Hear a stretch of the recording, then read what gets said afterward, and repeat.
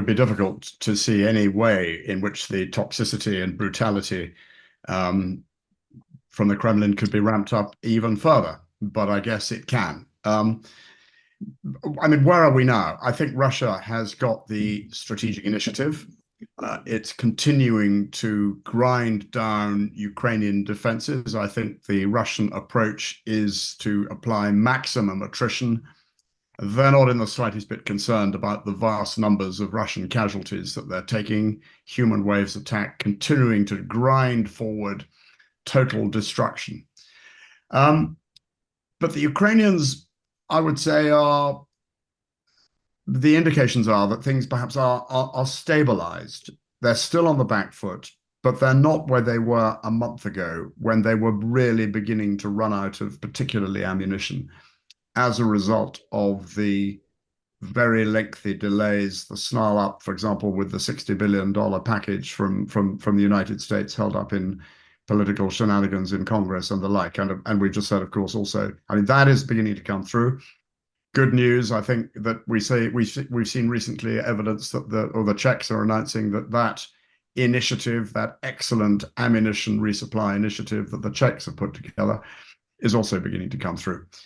So I don't think we're going to see a Russian breakthrough, but I think we can expect to see along the rest of this summer, a long, hot summer of continued attrition. And what I think it highlights is that the NATO, or the policy by NATO, by Ukraine's partners, of providing only enough to defend Ukraine, and up until now tying Ukrainian hands behind their backs and not allowing, particularly America and Germany, not allowing them to strike at legitimate targets in Russia, has failed.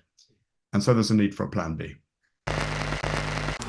Well, there's absolutely no military logic in it, because if you're going to fight a war, you want to be able to fight a war without any hands tied behind back. So yes, this is in essence, it's a degree of self-deterrence brought about by the continued, persistent and sustained Russian information operation that seeks to persuade the West, Ukraine's partners, and has been successful, I think, in persuading the United States that Russia will strike back, will up the ante, will rattle and maybe even use the nuclear card, and also to convey the impression, which is the impression Putin wants to convey, that Russia is unstoppable, that there is no way that Russia can be defeated.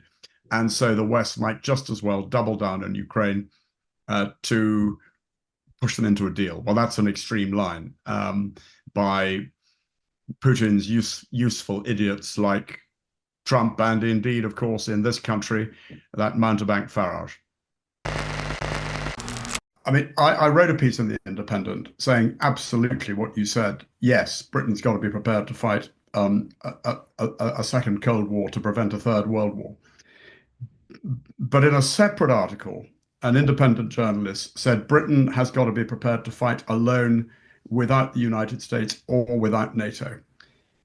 I fully accept, and I absolutely agree with the line that we cannot necessarily now, particularly under Trump, depend on the United States in future.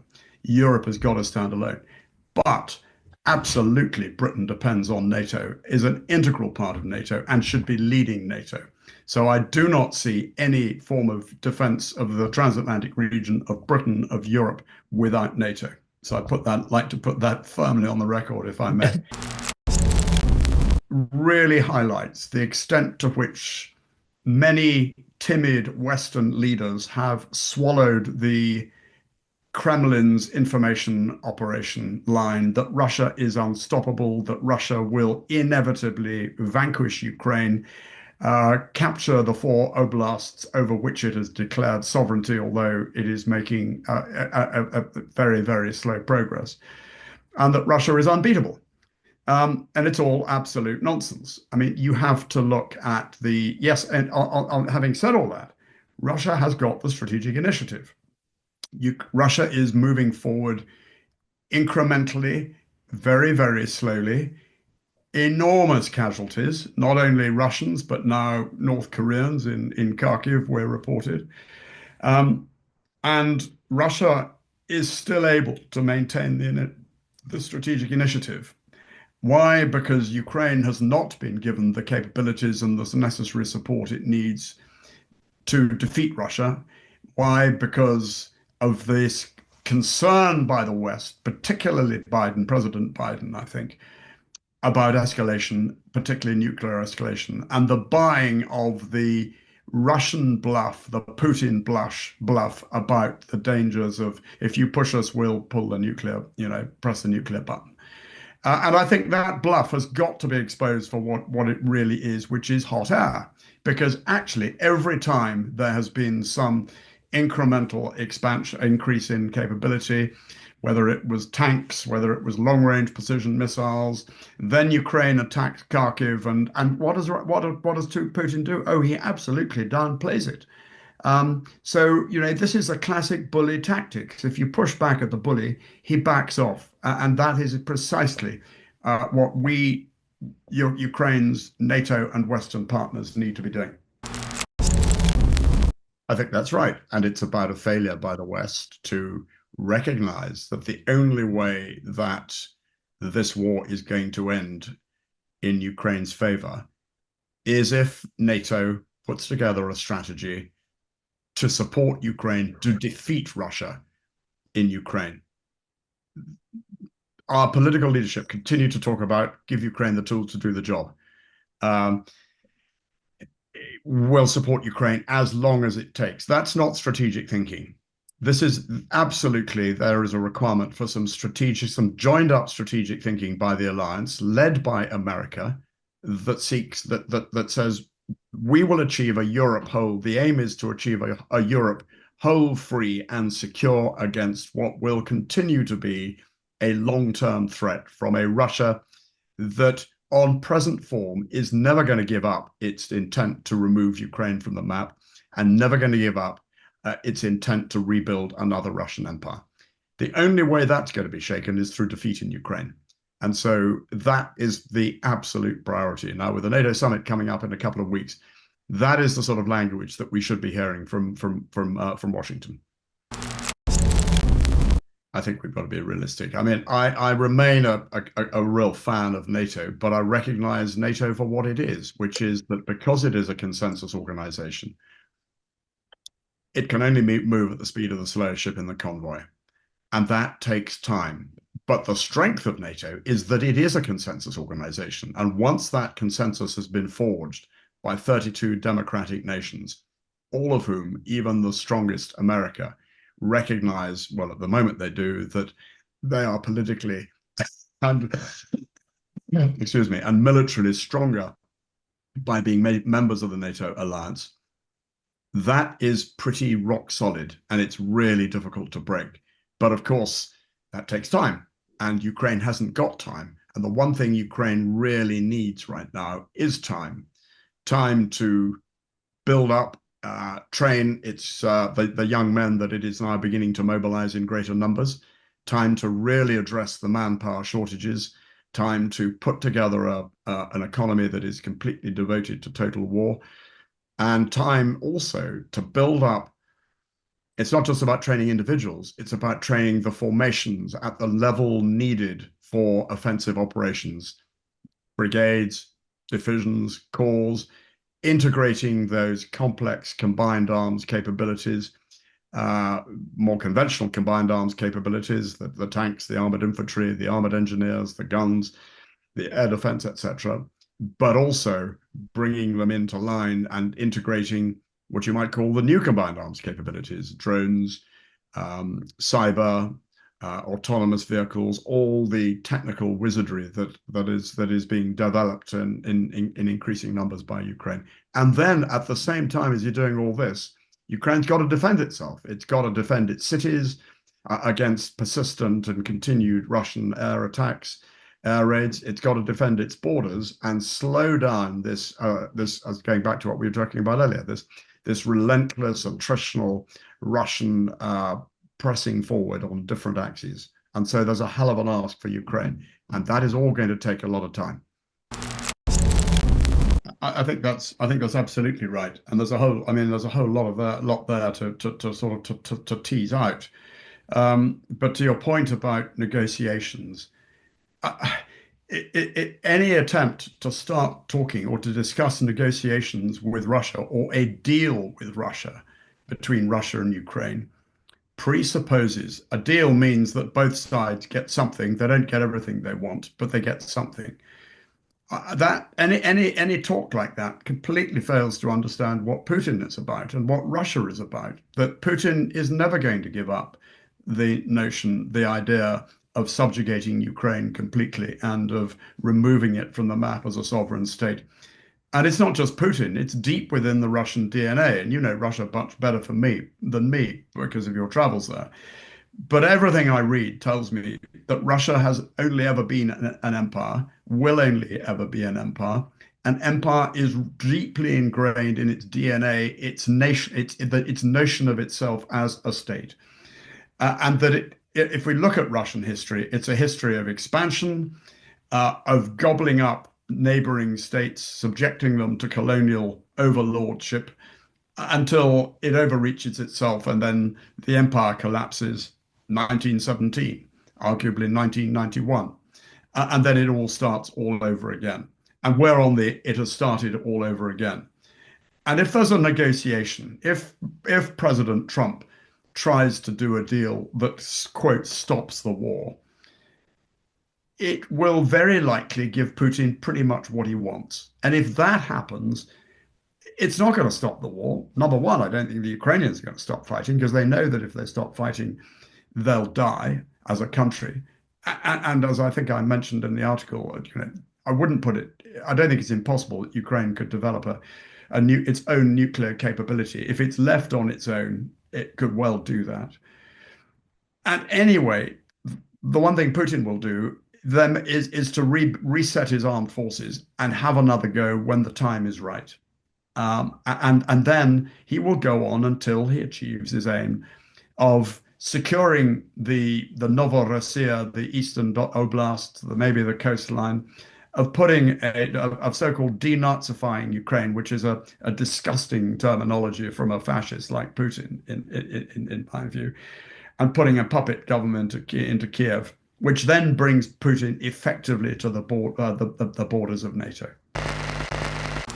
Well, the risk for Trump, of course, if he does try and stop the war in a day, as he said he'll do, and it ends up giving Putin what he wants and leading to the collapse of Ukraine, is that Trump will be seen as a loser, and that precisely the thing that has marked the Biden administration, the absolute ignominy of the collapse of the operation in Afghanistan in 2021 that stigma will be attached to Trump only 10 times more so. And Trump doesn't want to be a loser. Trump wants to be a winner. And similarly, Trump doesn't like losers and he likes winners. And any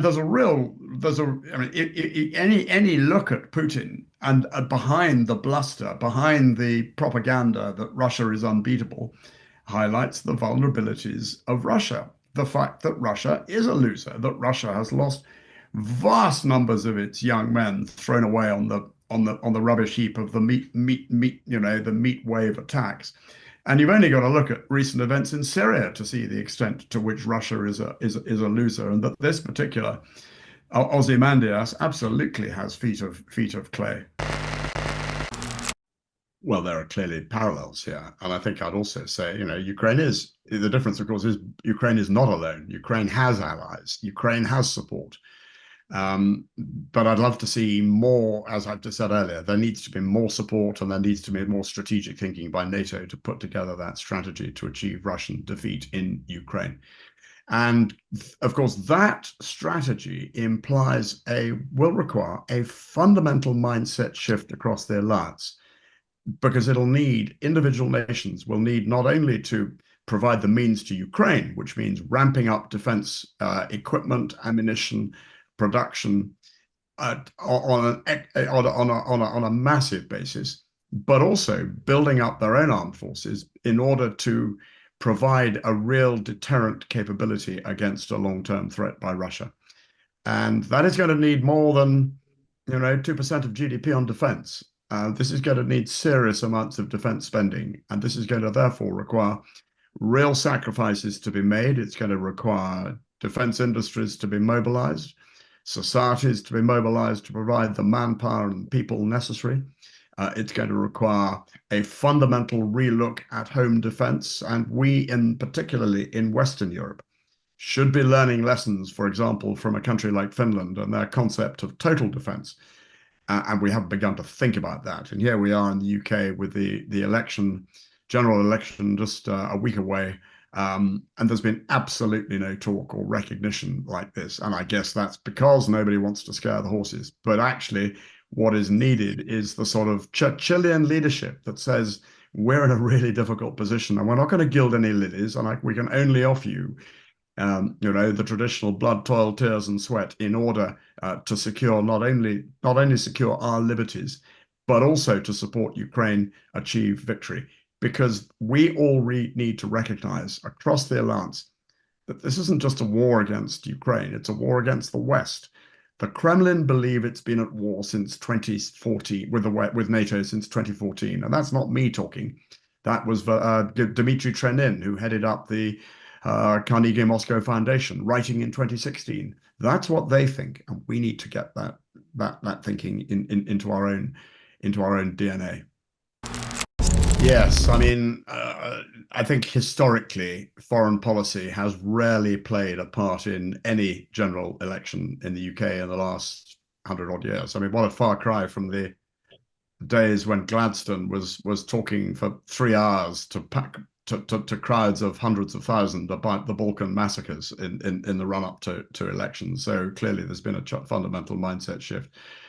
I think, without getting too political here, the Tories, frankly, have their record demonstrates that there needs to be a fundamental shift, and it strikes me that Labour could have an open goal on defence if they had chosen to use it, because all the promises of 2.5%, an increase of 2.5 defence spending by 2030 by the Tories, frankly, are just derisory. But at the same time, of course, I think the latter. I think absolutely the latter. I mean, I think ultimately this is a war not just against Ukraine, it's a war against the West, it's a war against Ukraine joining the West and the notion of the West as well. It's a war that, again, the point we just want to pick up, there's not only an imperial driver here, but there's a criminal driver, in a sense, the nature of the Putin regime. And I know this is something that Bill Browder will talk about in much greater, very articulate, in much greater depth than I could do. But the nature of the regime means it's got to maintain forward and momentum. This is a corrupt, kleptocratic regime.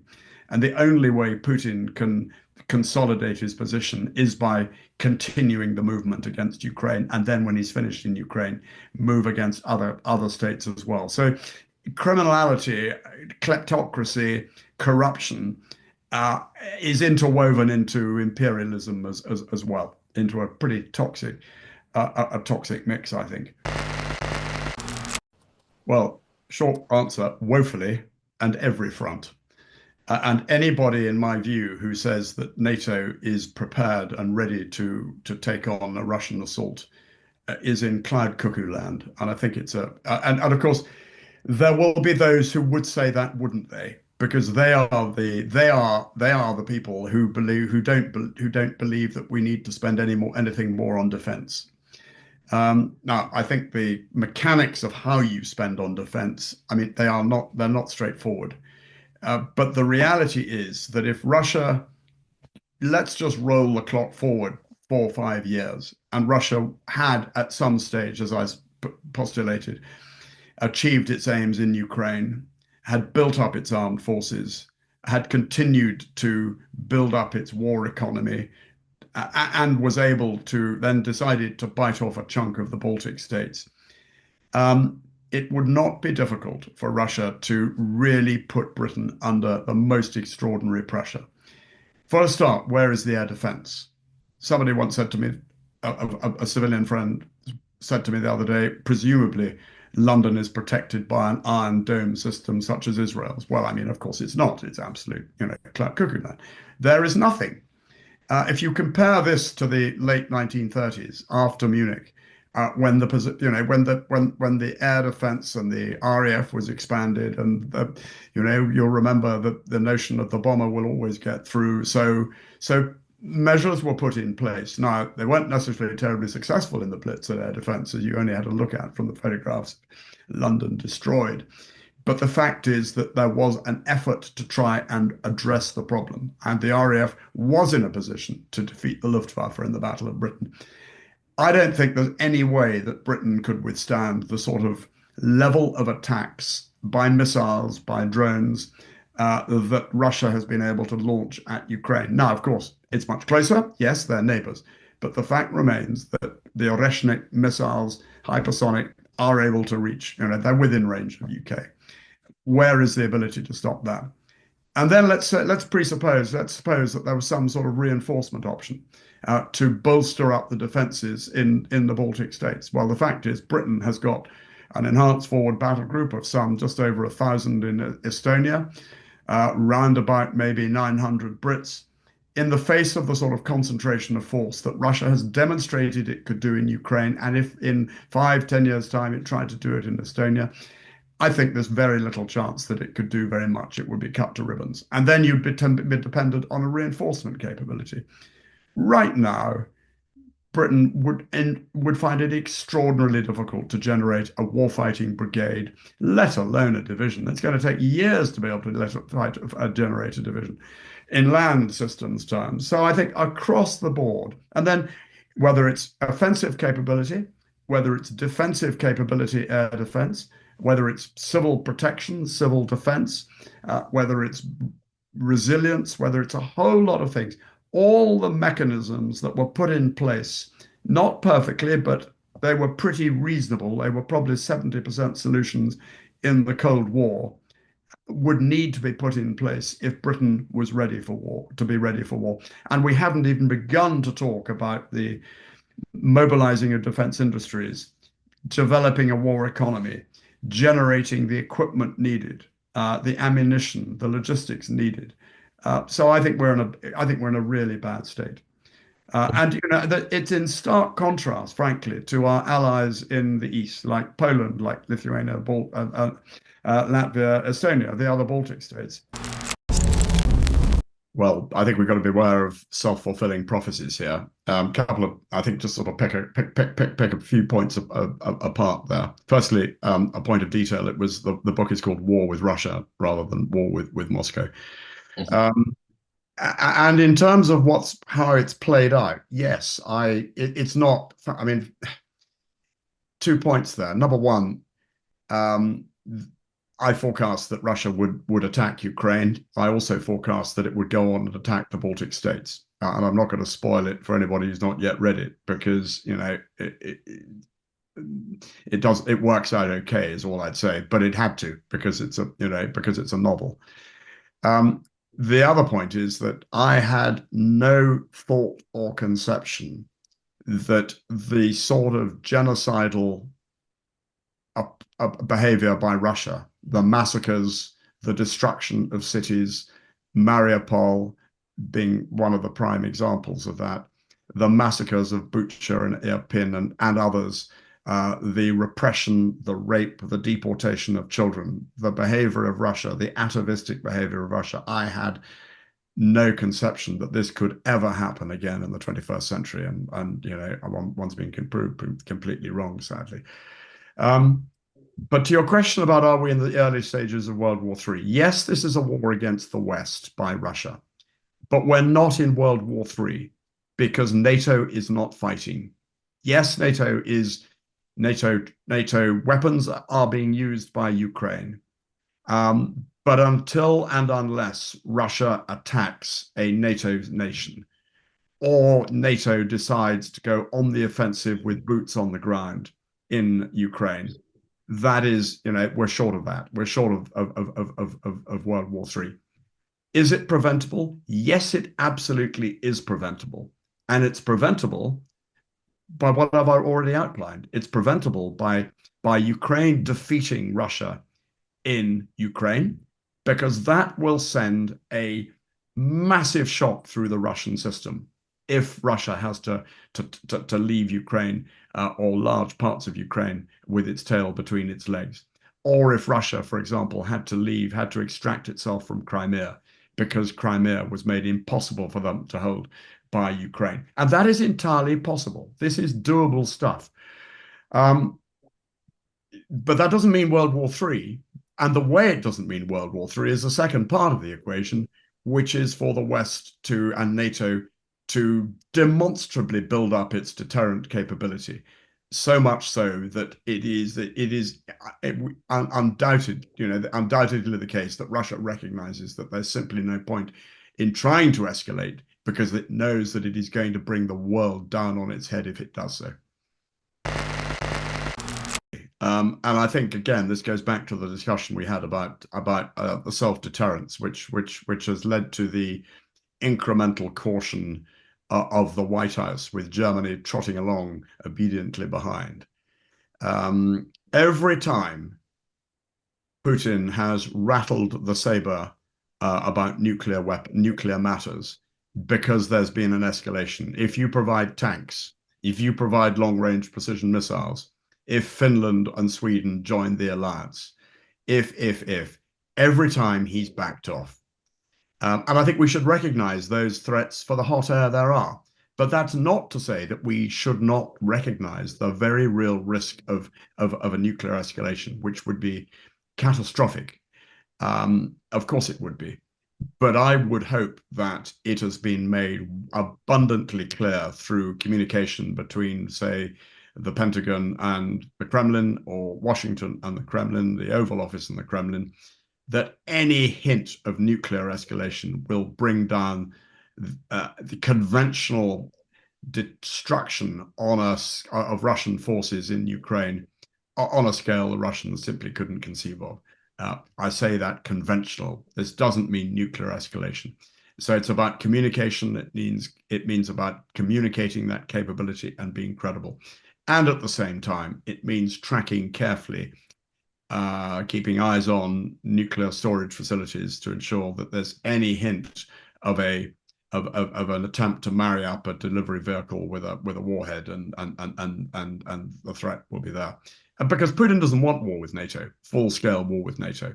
He thinks he's at war with NATO now, but if he decided to go nuclear, it would mean war with NATO.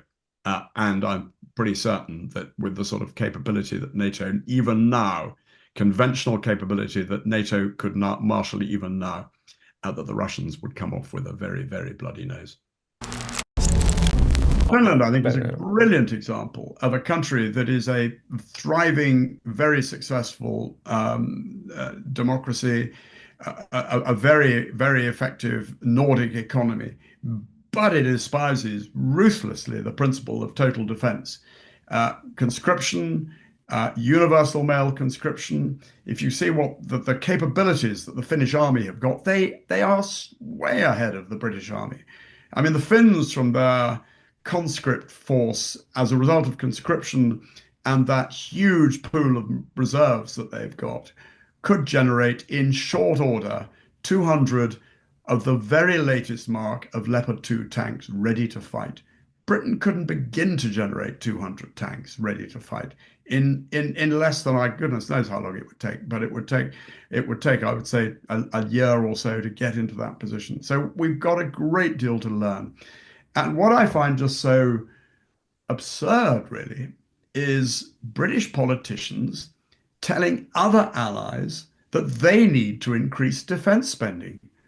I mean, how can you look at yourself in the mirror when you're saying that sort of thing and think that we are in any way, shape, or form ready for war? Now, all credit to our defense secretary, who has said we're not ready for war. At least there's a bit of straight talking at a senior level in politics. Absolutely similar, the veterans minister, who said recently, the other day, that the British Army would be cut to pieces in 6 months.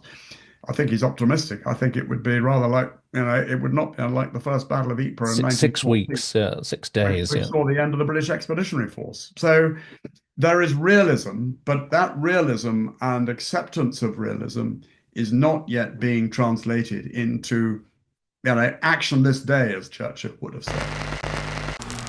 I think that's another key area. I mean, I just want to be clear that I think the nature of war, as we're seeing it fought in Ukraine, still requires equipment and capabilities which have stood the test of time on the battlefield. Tanks, armored infantry, fighting, self-propelled artillery, armored engineers, air defense, and the like.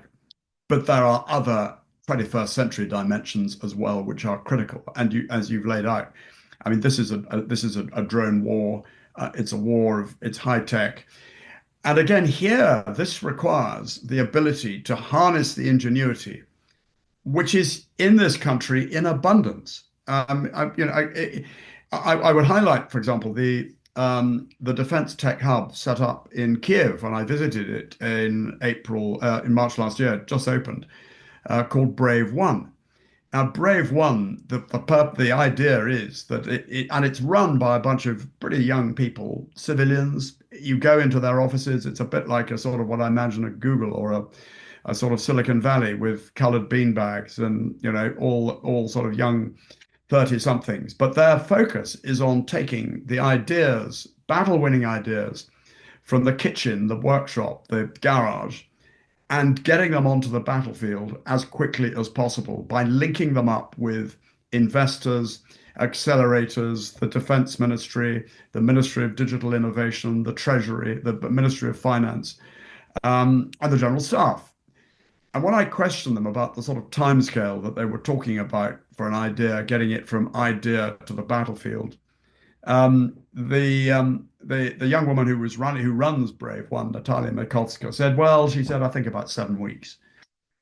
Well, you go and tell that to the UK Ministry of Defence, the Pentagon, or or the Ministry of Defence in Germany. I mean, we can't think like that. We've got to think like that.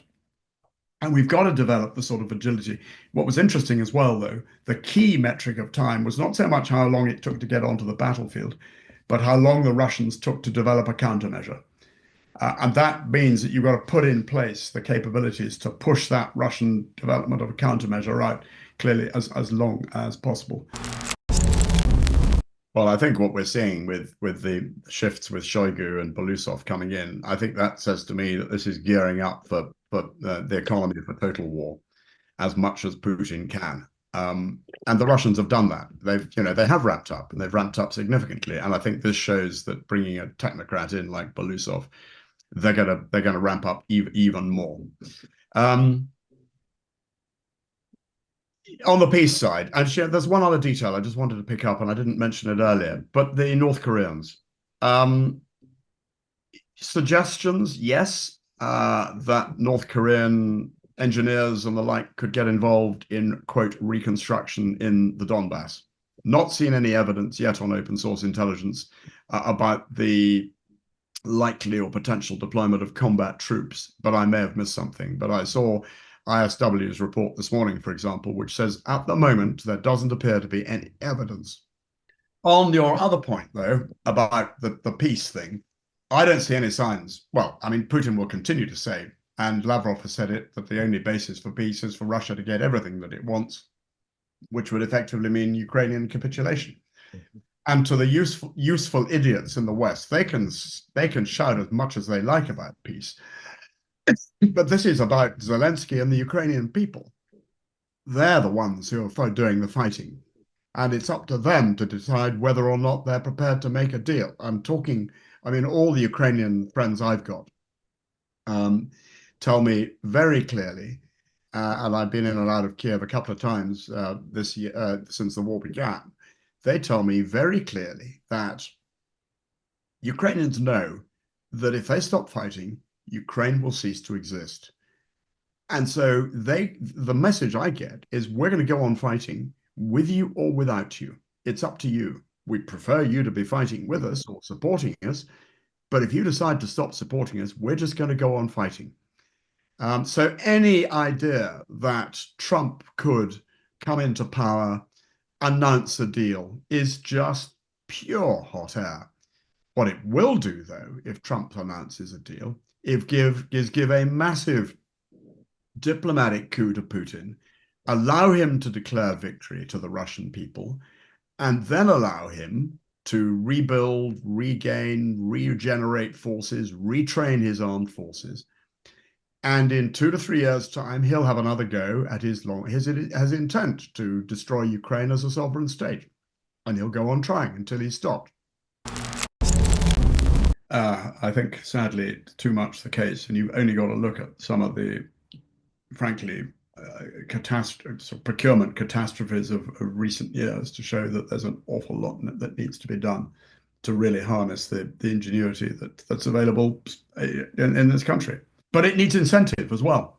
And that's, and all this stems from really bold political leadership and a clarion call to say the top priority is defense of this nation right now. How are we going to do it? Yeah, I mean, it's pretty alien. I mean, I wouldn't say it's the notion of listening to soldiers and getting views is alien in our culture, because it's not. Because actually, in my experience, the best way to try and harness good ideas was free and open discussion among the staff, and then at the end of it, when you've explored ideas, that's when the commander's got to say, right, that's the idea we're going to go for. Right, let's get on and make it happen. I mean, as far as Ukraine's concerned, I can't say much except that, my goodness me, they've done, it's been a valiant fight, an absolutely valiant fight. We haven't given them what they really need. There has been, from our perspective in the West, a failure of strategy there. There has been no strategy. As long as it takes, support as long as it takes is not a strategy, it's a slogan. And in my view, if a strategy to defeat Russia in Ukraine had been adopted and implemented right from the very start, we would not be where we are now. But Ukraine's also got to look to its own organizations as well. And I mean, again, I don't want to be judgmental in any way, but clearly the issues of mobilization have, in a sense, a failure to mobilize as extensively as they might have done, for understandable reasons, because they wanted to protect the youngest from the ravages of war, perhaps. But at the end of the day, this is an existential fight. And when the nation is threatened, its existence is threatened, well, it's a case, in my view, of all hands to the pumps. I really can't comment on that. But what I come back to my point that I can comment on, which is that if a properly thought through strategy to support Ukraine, defeat Russia, would have involved not only the provision of equipment, ammunition, logistics, but also the transfer of knowledge, of understanding in terms of command and control, and how to fight large formation warfare. And then the training of it and the practicing of it as well, rigorous training, which is why I'm delighted that there are suggestions, for example, as we saw in the papers yesterday, about British soldiers training forces in Ukraine. But here we are. We're 3 years too late. We're 4 years too late. Arguably, actually, we're 10 years too late, because this war started in 2014 and we should have been doing this. We should have been doing this from the very start. And if we had done it from the very start, arguably we could well have deterred the attack in 2022. Well, it's happening, as you said, it's happening now. And there have been targeted assassinations. I mean, I'm thinking what happened in Berlin. Yeah, it's happening now, and we have to recognize that not only is Russia fighting a conventional fight in Ukraine, albeit with the use, I should say, of evidence of CBRN materials being used against the Ukrainians, but they're also fighting a hybrid asymmetric war against the West, and they have been since 2014. In order to undermine the integrity of the state, information operations are designed to force the decisions which Russia wants, through conveying the impression that Russia is unbeatable. And the West and NATO need to counter that, and we need to recognize it for what it is, and the use of cyber and other things. So all of this is all part of one whole. And then there have been unexplained incendiary attacks and the like. All of this is part of one whole, and we need to be absolutely on the front foot and fighting back uh, to demonstrate and hitting back where it's used, where the West has been targeted by cyber, for example, being prepared to use offensive cyber on a precise basis, just to get the message across that you can't have it all your own way. What can I say? She's right. She's right on every count.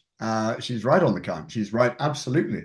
I mean, for all the Russians had a very incompetent kicking off to this particular war, they have absolutely learned, and they've been able to learn because the West, by failing to ramp up and give Ukraine the means to achieve victory from the very start, has allowed the Russians the time to innovate, to learn. They're clever guys to build up their drone capabilities, their EW capabilities, their cyber capabilities, and the like. And indeed, we're seeing in the field of tanks some pretty basic but pretty clumsy but innovations to defend tanks against drones. I mean, the arrival on the scene of the so-called turtle tank is an example. And this is classic warfare. This is about innovation. This is about measure and countermeasure. But the Ukrainians are doing the same. And of course, we need to do it quickly. And of course, we need to ramp up quickly because, I mean, how often can one say it? The sooner this thing is over, the sooner the killing stops, the sooner Ukrainian young men aren't being sacrificed having to sacrifice their lives for their country. And everybody's got to want that. The slower you are, the more you increment, the more you grind out and put restrictions on the Ukrainians, the longer this thing goes on. It's a very, very simple equation. And our leadership need to get this firmly hoisted in. And the other point, of course, is it's not just about the cost of blood and treasure to Ukraine, which is so appalling right now. But if we don't get this right, coming back to those earlier points about the potential for a war between NATO and Russia, then it's going to be the blood and treasure of NATO nations as well. And so, of course, the quicker this thing is over and done with, the better. And that means a bold strategy that says we are going to support you defeat Russia as quickly as possible. Even that, this is not going to be over by Christmas. We're in about 1941 or 42 here, going back to your earlier parallels about World War II. This could easily run on another couple of years, if not longer. But if it doesn't, it's going to run on another 10 years because the Ukrainians aren't going to give up fighting. Can't comment on the latter. I watch it with real interest. But I can comment on the notion of implementing a ceasefire.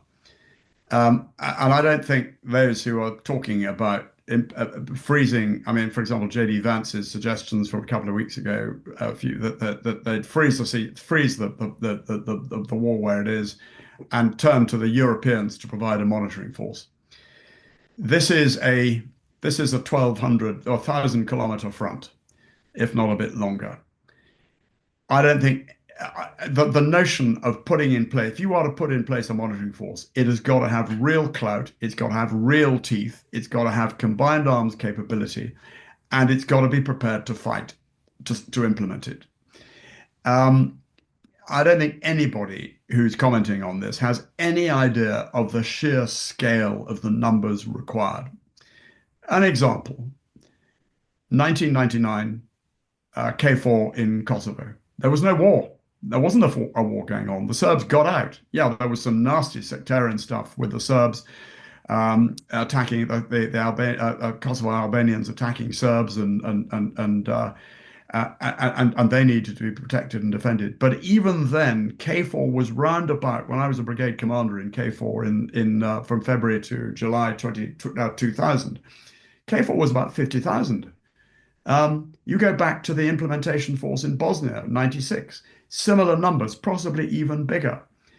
Uh, if you've got the sort of war that's been taking place, of the viciousness and the ferocity of the war that's been taking place for the last 3 years in Ukraine, and you are trying to put an implementation force, you're talking about, oh goodness me, 500,000 at the very least, with all the long-range precision missiles, the surveillance capabilities, the strategic enablers, and this to be provided by the Europeans. I mean, come on, it's just not going to happen.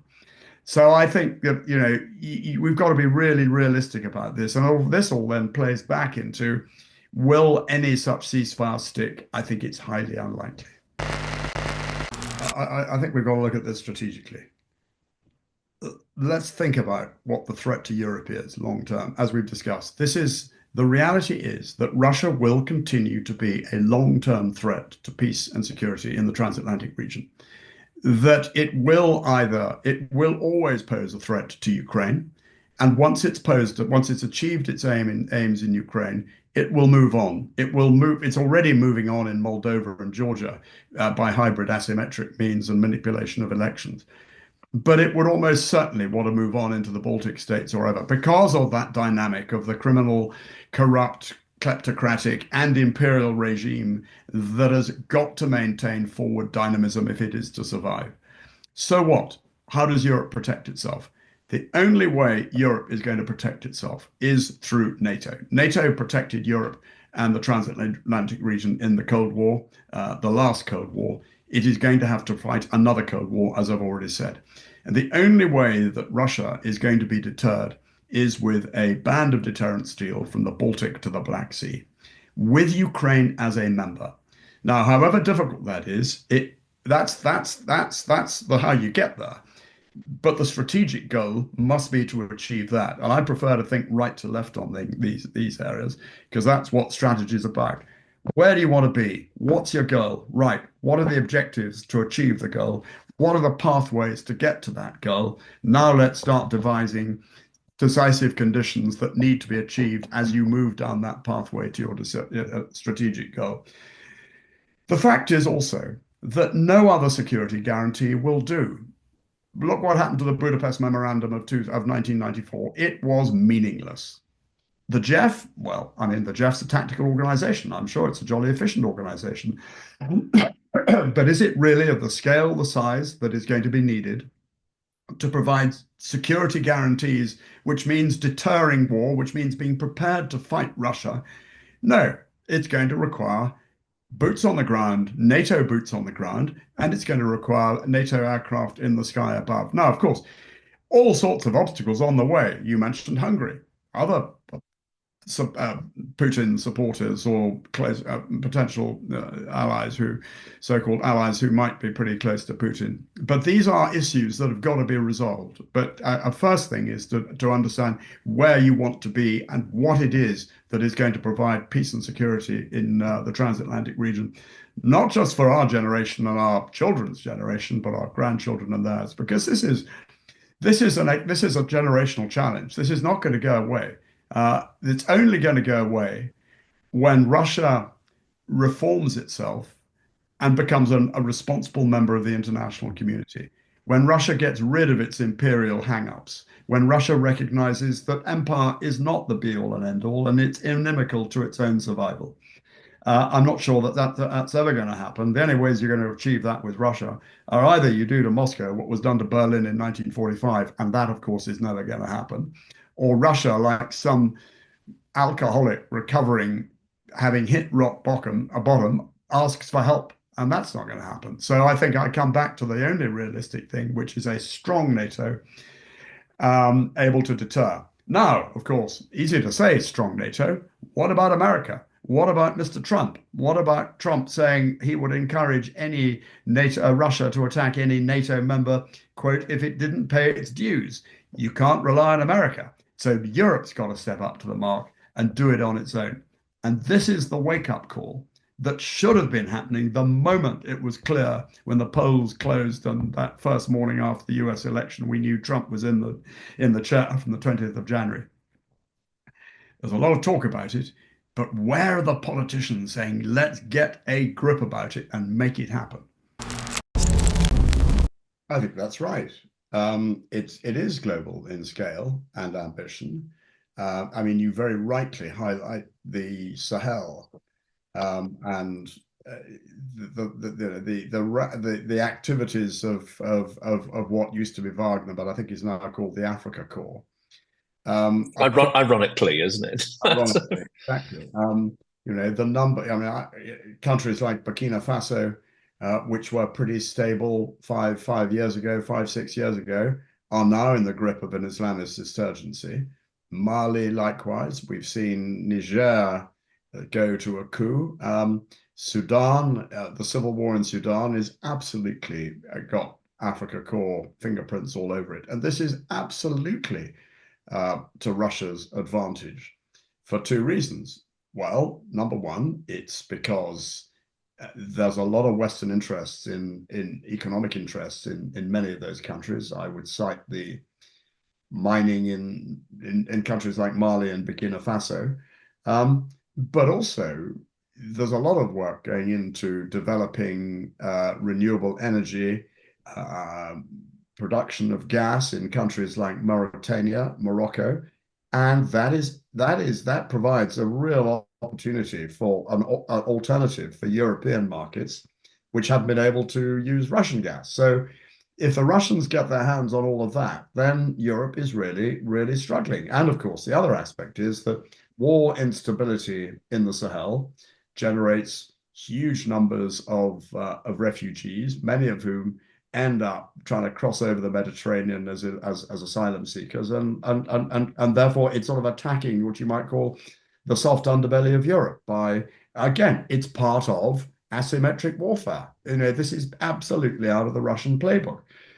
And the so what, therefore, is the West absolutely needs to take account of, particularly the Sahel, a strategic region for NATO, and work with stable partners like, for example, Morocco. I wouldn't advocate the West trying to do it itself, because we've seen where that got to in Iraq, in Afghanistan, but absolutely work with stable, respected partners like Morocco to spread the message of stability across the Sahel. Because where there is instability, there is insecurity.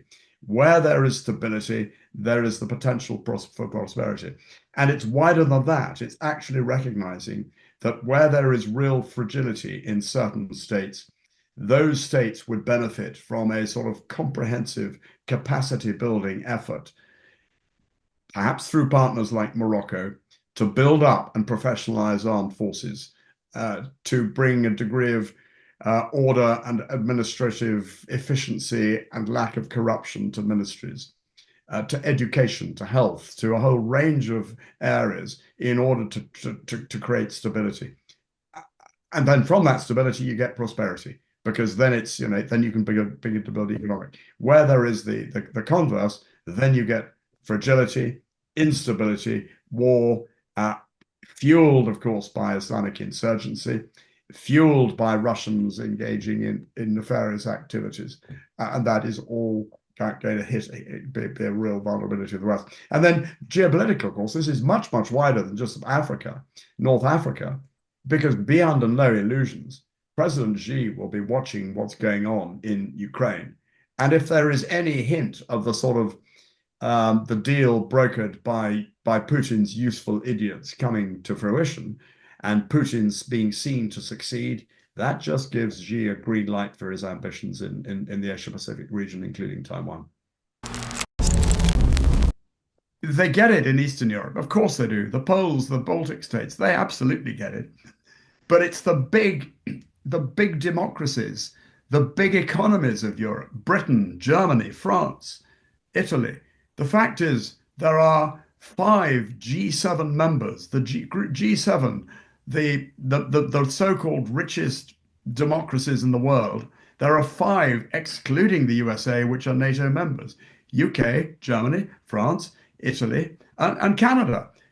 They should be stepping up to the mark in exactly the same way that our friends in Estonia, Latvia, Lithuania, Poland are stepping up to the mark, and Finland and Sweden. Never say never. never say never. There is absolutely the chance. Um, I mean, I think you highlight the ever-present reality of asymmetric hybrid conflict, which is happening now. You talked about the DHL warehouses, the plane that crashed in Lithuania could well. This is absolutely par for the course with Russian military doctrine. The shaping phase under the threshold of conventional war to undermine the integrity of your target states or states so that when you do launch conventional war, they fold more quickly. Manipulation of minorities, arguably the interference in the Brexit referendum and the Scottish referendums of 2014 and 16, good examples of that. Cyber warfare, the interference allegations of interference in the presidential election in the US in 2016. Surveillance, the drone activity in Eastern England recently, drone activity in New Jersey recently. What are these drones doing flying around air bases? I suspect they could well be looking at, they're conducting reconnaissance. They're looking at where the married quarters are, where the F-35 pilots live, and preparing all that so they've got the data. And it's, you buy a drone for, for 100 quid from your local carriers or something like that, and any Russian sleeper could be doing that. And we've got to be alert to all this. So, we've had clear warnings from the head certainly of the UK's internal security agency, MI5, saying that this is a real and present threat. Dmitry Trenin, who used to head up the Carnegie Moscow Center, man with very close links with the Kremlin and a former senior Soviet army officer himself, wrote in 2016, "The Kremlin has been at war with NATO since 2014. Not conventional, but unconventional, hybrid asymmetric." And that is continuing to this day. And if given a chance, and if push came to shove, I think the prospect of the sort of Putin launching a direct attack, I think, is minimized and reduced by the reality of the extent to which he is fixed in Ukraine. But given half a chance, given a break, given a ceasefire that allows him to reset his armed forces, it absolutely goes up rocketing in probability. Well, I'm not losing any sleep over it at all. I think they had it coming to them, and good for the Ukrainians, frankly. I think we've got to remember, again, I go back to the great Winston, who said, he's got a quote for everything. He said, the Russians only understand strength. Where they find weakness, they will probe, and they will continue to probe. Where they find strength, where they see strength, they'll back off. This was Ukraine demonstrating strength, and it was absolutely good news. Oh, no question. Of course, Russia being it's a European power, it's a Central Asian power, and it's an East Asia power. It has always had to think strategically in a way which many Western countries, absent the United States, don't need to think strategically because they're focused on a specific geographic region. It might all not so that the intent, the thinking is there, and it's pretty well embedded in the Russian DNA, and they think like an empire because Russia has only ever been an empire.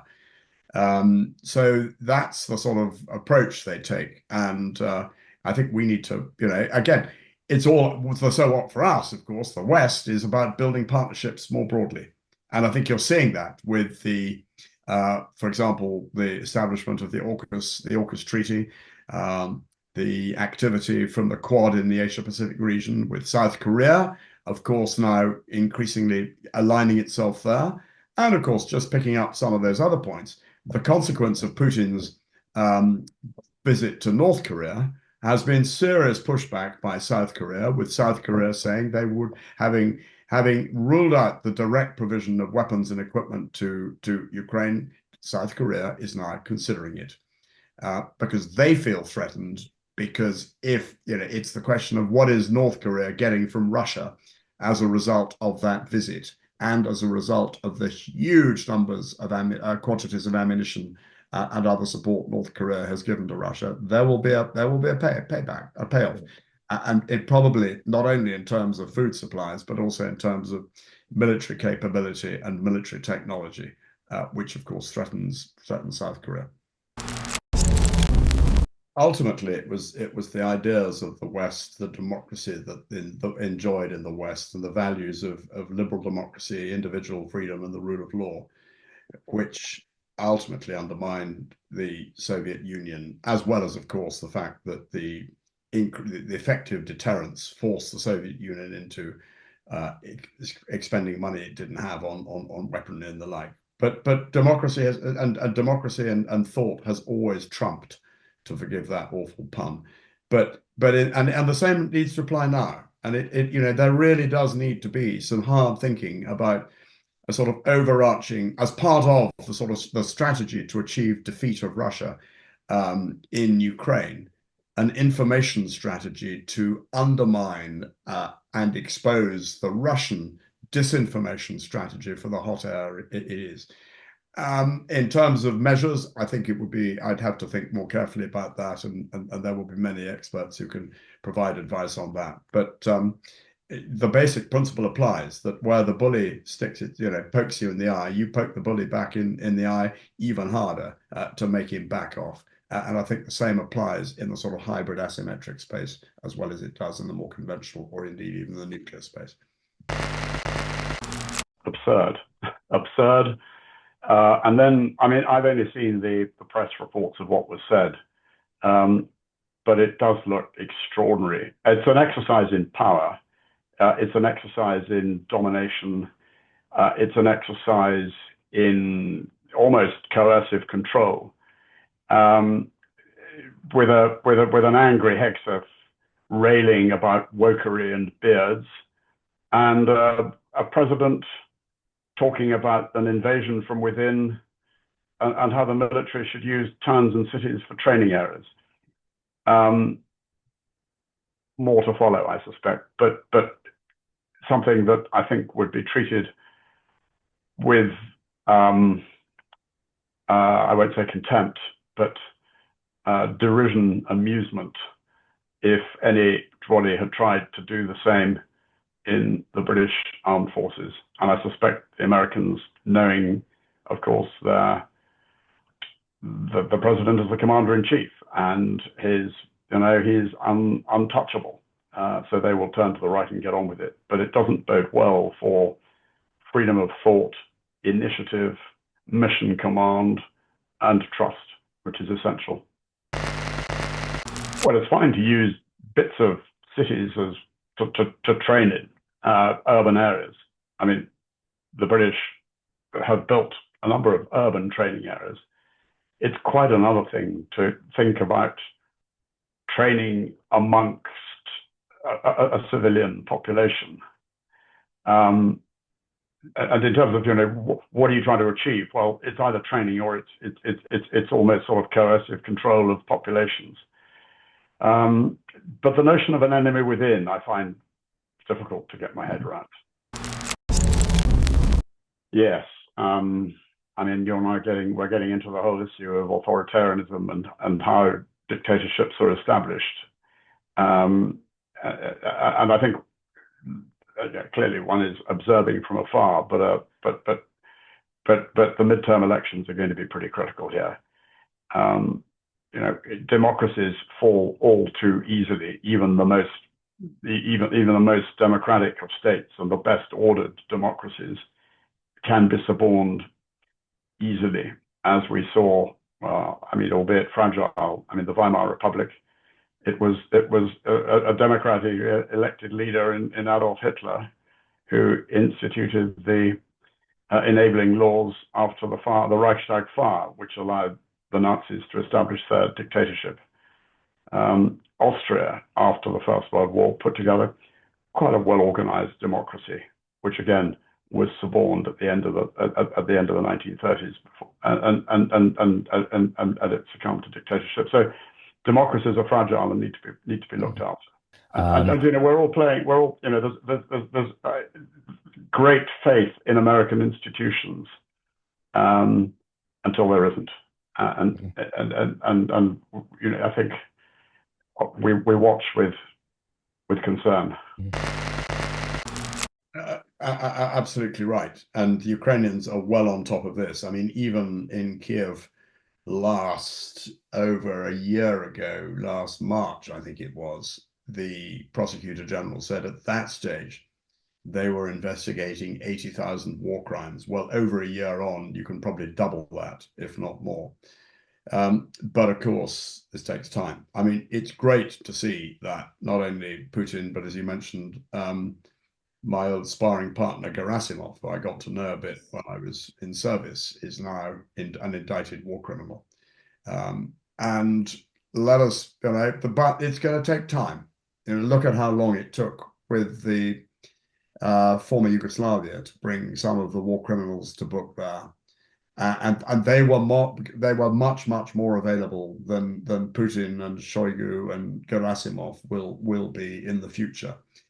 But it nevertheless, sends a really powerful signal. But it's also got to be the signal's got to be sent also to picking up some of the earlier discussions about the global South. There is Putin visiting Vietnam, for example. Now, I'm not sure. I don't know if Vietnam is a signatory of the ICC, but where he goes, he needs to be made needs to be made increasingly difficult for him. But ultimately, of course, absolutely right.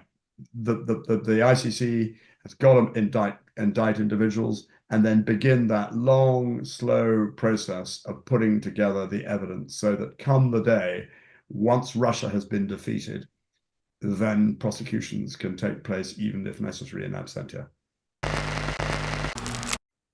Well, they've got to establish the scale of the problem first. Time is short here. And if I was an incoming defense secretary, I would take the key decision makers and this is building on my experience of working in the engine room of the George Robertson Defense Review in 97, 98. I would take them, I would lock them up in something like the Staff College in Shirreff and say, you've got 4 weeks now and you need to bring all the agencies together as well into a concentrated effort and just blitz it and identify what the shortcomings are, what would need to be done to put them right, and come up with recommendations, effectively a root and branch defense review, under pressure, under duress, and nobody goes home until it's done. So that's what I would be doing. But then, of course, some really tough choices have to be made, because none of this is going to be addressable without spending money. I mean, the other point I'd make is the money that is available has got to be spent better. We've got to get rid of these scandalous overruns, incompetence in procuring equipment. For example, the Ajax medium tank, whatever that is, in a war of 21st century conflict. I'm not even sure if there's a requirement for it. I would like to know who is going to be called to book for that sort of thing. What senior officials or senior officers are going to be called to account for that. It's all very quiet. Doesn't happen in our world where it needs to. People need to be made accountable for things that go badly wrong, and money needs to be spent much better. But more money does need to be spent, to be found, and that's going to require some really tough choices across the board. But at the end of the day, it is the first duty of government to secure and protect the state. So it's got to be found. And it's going to be a tough one. And then, it's also, the other point is, we can't afford not to think the unthinkable. I mean, take, for example, the idea, you mentioned the problems that the army is facing. One of the problems the army faces is manpower, because recruiting has fallen through the floor, partly because of the systems being put in place, because it's been outsourced to an agency instead of being done by soldiers in recruiting offices on high streets, where it's always been traditionally done and very effectively done. And if recruiting's fallen through the floor, we're below the size and scale of an army that is required to be able to generate a warfighting capability. So we've got to look at other ways. And if selective national service or conscription is needed, it needs to be looked at. Look at the Finns, for example. Finland can generate an army of 280,000 very quickly from its reserves. Finland can generate 200 fully crewed Leopard 2 tanks from its reserves, small, regular, and they can do it because they've got the systems in place. The British Army couldn't begin to deploy 200 tanks. So I think we need to learn, particularly from the Nordics in this area. Think the unthinkable, leave no stone unturned, and really focus on doing things, with under pressure and quickly. Well, only somebody who's never traveled or had any experience of Ukrainians would be able to say that. And having been to Ukraine some time ago, before 2014, when the war started, it was always very clear. And any understanding of Ukrainian history and nationhood and nationality and pride in that, and look, go back. It's very, very clear. Ukraine is its own country, and rightly so, and proudly so. And of course, what's happened as a result of this genocidal, full-scale invasion assault on Ukraine has been that Russia has cemented Ukrainian pride and nationalism in its own right, and the Russians will pay off. But let's be clear: there's no equivalence there. I'm sure they're right, and we only have to look at the history of Eastern Europe under Yalta, from the end of the Second World War until the collapse of the Soviet Union, to see how true that is. And I would urge anyone traveling in Latvia, Estonia, or Lithuania to take time out to visit one of the museums of occupation in Vilnius, Riga, or Tallinn, because what you see there brings home so forcefully the consequences of what you've just described, the impact on the people of those countries, the lasting trauma that it has in a sense created, and reflect as you spend time in those museums, that what you're seeing there is what is going on day in, day out in the occupied territories of Ukraine. And that if there is some sort of Trump brokered peace deal, and I say deal in the strongest inverted commas, which forces Ukraine to surrender more land, it just means more Ukrainians are subject to occupation, to terror, to illegal imprisonment, to rape, to murder, to deportation of children. And we've got to wake up to this.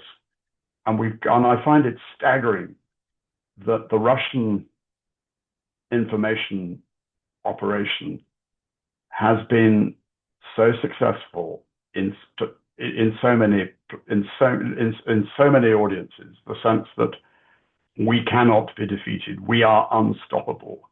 We have inexhaustible reserves of manpower and resources, and we will prevail. And the only hope is that you do a deal with us.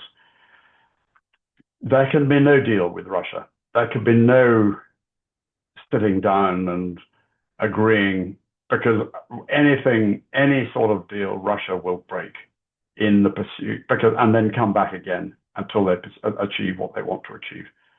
So we have to recognize that this is a war that isn't going to end in a sort of Northern Ireland peace process.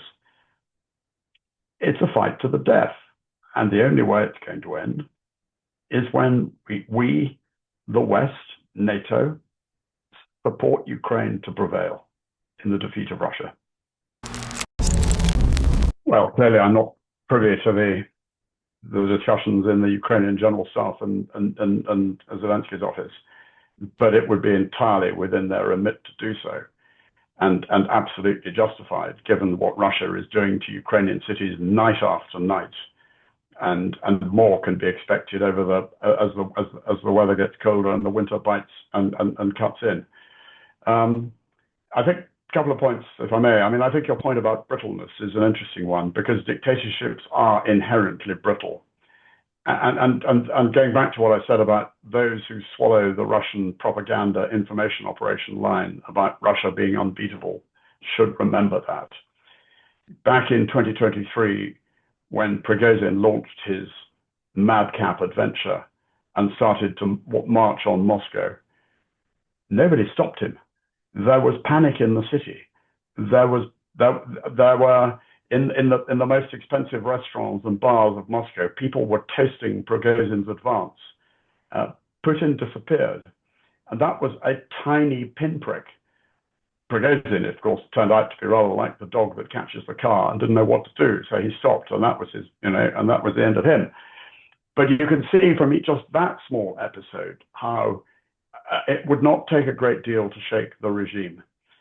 And I think we should extrapolate from that the importance of what we in the West and in NATO and in Europe can do. And I say in Europe advisedly, because I don't think America is part of this equation. America has ruled itself out under this regime, and America cannot be relied upon now as an ally, because effectively after the Munich Security Conference and everything we've heard from the likes of Trump, Hegseth, Vance, has highlighted that.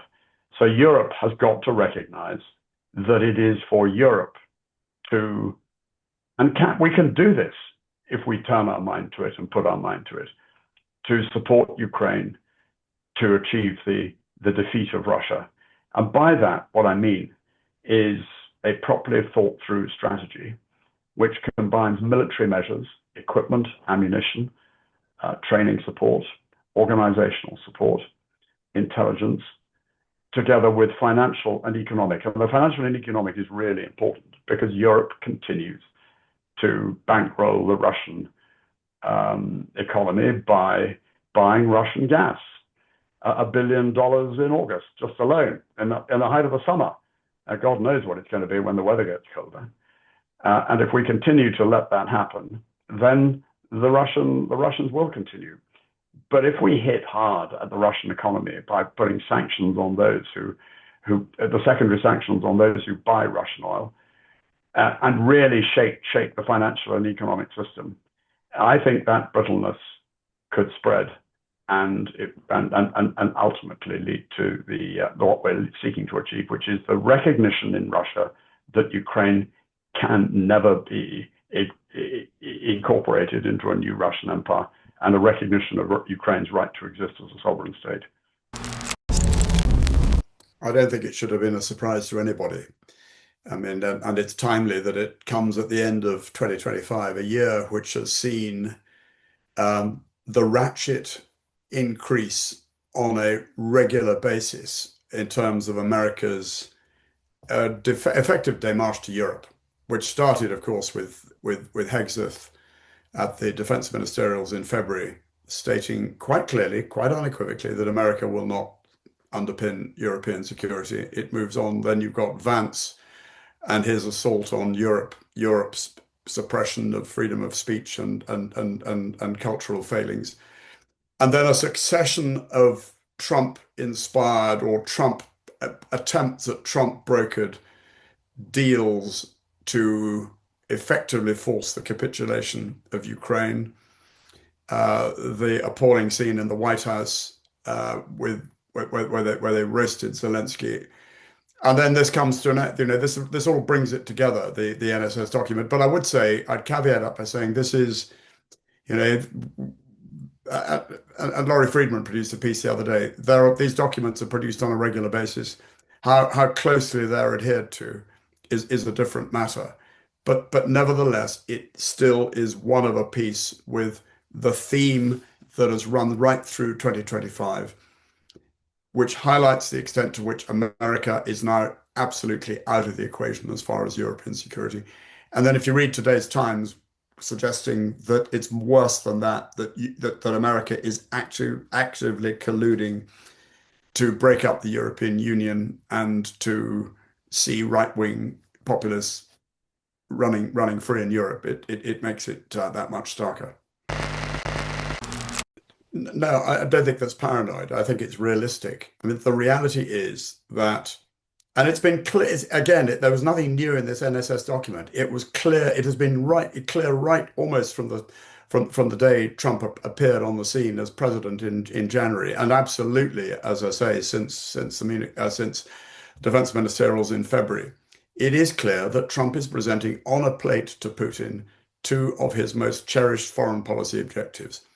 Number one, he's decoupled America from European security. And number two, he has torpedoed NATO. And NATO hasn't, I don't think NATO member states have recognized this. They certainly didn't recognize this at the summit in June, because they are still desperately clinging on to, onto America's coattails. It's in the hope that America will somehow continue to underwrite European security, instead of recognizing that is, that American underwriting is finished. It might come back, let me say never, but right now it's done, and we Europeans have got to step up to the mark. Yes, absolutely. I mean, it's interesting. I visited Brave One soon after it was set up 2 years ago, and it's been a remarkable success story. And we in the West and the rest of NATO should sit up and look in detail at it. I mean, here's an organization that takes, as you know, ideas from the kitchen table, the garage, the workshop, battle-winning ideas, and puts them onto the battlefield at extraordinary pace and speed, having integrated the thinking with investors, accelerators, the general staff, the ministries of digital information and defense and finance, and is having real impact in terms of innovation, technological innovation at speed. And when I remember talking to the then leader of Brave One, Natalia Krasnowska, and I asked her what sort of timescale she was looking at to get an idea from inception to the battlefield. And she paused and thought for a moment and said 7 weeks. If we could get that into the decision cycle of the Ministry of Defense and other NATO procurement cycles, we would be doing pretty well. But we have so much we can offer as well. This is all part, again, as I said earlier, about what Europe can be doing to support Ukraine. And we could be, and I know we are, harnessing the genius of European technology and ideas and speed and startups to support Ukraine. And there's wide linkage between Brave One, I know, and European defense industries, or some of the more innovative European defense industries, a long way it lasts. But certainly, we have to take real account of the way the Ukrainians are not only procuring weapons, but using them. And nowhere, I think, is that more important than in the current debate about deterring and, if necessary, taking out and shooting down Russian drones and indeed other potentially aircraft with incursions into NATO airspace. My view is that this is part of the Russian playbook, pre-hostility, pre-outright hostility, that the Russians are masters at testing and probing, looking for weaknesses, developing weaknesses, and identifying what might be done against them, and then probing further. It's the old line about if you stick the bayonet in and you encounter mush, you keep pushing. If you encounter steel, you back off. And so far, the Russians have encountered mush. 4 weeks ago, the Russians launched an attack against Poland with 19 drones. That was an attack against a member state. The purpose of NATO is to protect the airspace, sea lines, communication, and land borders of the NATO alliance, and NATO defense failed. And NATO defense is based on deterrence, and on this occasion, deterrence failed. And so NATO's got to look very carefully at its deterrent capability. And what all this, I think, is highlighting is the need for a radical overhaul of alliance integrated air and missile defense on the eastern flank, because it's not fit for purpose. the fact was that I think some 3 out of 19 drones were shot down. Well, that's a pretty pathetic record if you think that night after night Ukrainians are being subjected to mass attack, 500, 600, 700 drones, and are generally shooting down about 90% of them. NATO hasn't begun here because NATO is flat-footed and has been caught out. It hasn't adapted. It hasn't put in place the necessary EW to take down drones. It doesn't have the right sort of ammunition to counter drones. It's thoroughly asymmetric in the sense that chasing a low-level drone with an F-16 and then using an expensive missile to take it down, even if you can take it down, is just inefficient and flat-footed. And so NATO has really got to overhaul its integrated air defense. And I think on the issue of incursions, it's very, very clear to me there should be NATO should give a very clear signal to Russia that the next time there is an incursion, an unlawful incursion into NATO airspace by a Russian aircraft, it will be shot down. So it's time to move from deterrence by denial to deterrence by punishment, if necessary. It is weakness and delusion to cling on to American coattails in the hope that somehow they will do a 180-degree turn and say we are 100% committed to NATO. That I think we have to say. I think we've got to be, we've got to say it as it is, and the Americans are saying it very clearly for us. We've got to listen to the Americans and change, and NATO needs to change its frame of reference fundamentally to reflect that. But having said all that, I remain optimistic because NATO has institutional strength. Yes, of course, in many ways it is underpinned by by American strategic enablers and military capabilities. But the fact is, it's got a very well practiced command structure. It's got a command structure which works, which can plan, and which can direct operations and think strategically. It's got a military doctrine that underpins the military doctrine of every member state. So it is an institution that works, that has got 76 years or so of building and growing and strength. But what needed to be said loud and clear at the June summit, which wasn't said loud and clear, is that NATO needs to Europeanize itself. And if nothing else, this NSS document demonstrates that in spade loads. I think it demonstrates that this desperate appeasement of Trump by Mark Rutte, by European leaders across the board, inviting him for a second state visit to the UK and thinking that somehow the glitz and glamour of a Windsor Castle state dinner is going to change minds is laid bare as absolutely futile. So it is about recognizing that Europe stands on its own. Europe has got the capability and the strength to do so if it believes in itself. There are signs that it does. We'll see where things go with European Union attempts to unfreeze frozen Russian assets. And certainly there seems to be a wind behind that. You've only got to look at the defense investment market. I mean, investors are piling into defense investments, not only the big primes, but also into venture capitalists, into startups, and which recognize the ability of Europe to harness ingenuity and agility and technical capability to meet the needs of defense. So it's all beginning to happen, but it needs clear leadership and it needs clear statements from European leaders that Europe's going to step up to the mark and stand alone. And it needs a properly thought through gap analysis of what is it that America underpins the alliance with, and therefore what does Europe, together with Canada, of course, and other partners, what does Europe need to do to fill the gap? How do I explain the fact that again and again throughout history, and in particularly with Russia in the last 11 years, too many people have been frightened of unpalatable facts when presented to them on a plate. And too many people want to, in important and senior leadership positions, have ignored what is plain as anything, which is that Russia is an aggressor, and all the things we've been talking about.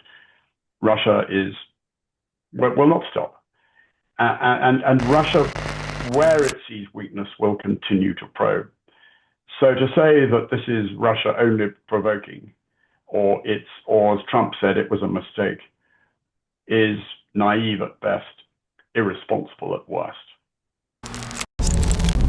Yeah, I mean, Putin's intent is to, in the strategic sense, is to destroy NATO, or at least neutralize NATO.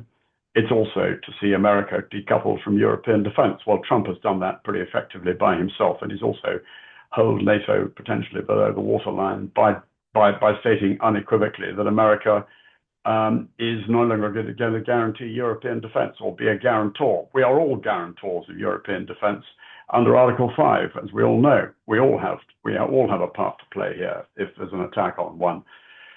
And for the first time for over 70 years since the alliance was formed, there is now doubt in NATO capitals about the willingness of a US president to come to the aid of a NATO member if attacked. And that is an absolute gift to Putin.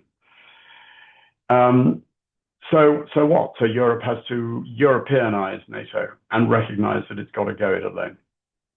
Well, of course, it's 10 years ago since I wrote the book. I mean, I think I'd finished the final, done the final edit and sent it. It was with the publisher. Absolutely 10 years ago to the month.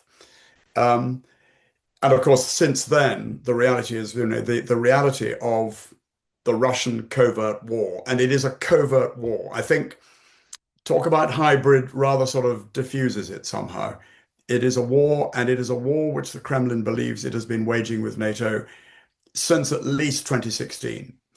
And there is a pattern to it. And there is, and so, what the reality of what we're seeing, you only got to look back to 2025, what's happened in 2025. Most recently, of course, balloons over Lithuania, closing Lithuanian airspace. Earlier this summer, drones into Poland. That was an act of war. Overflights, well, there have been many overflights and incursions into NATO airspace.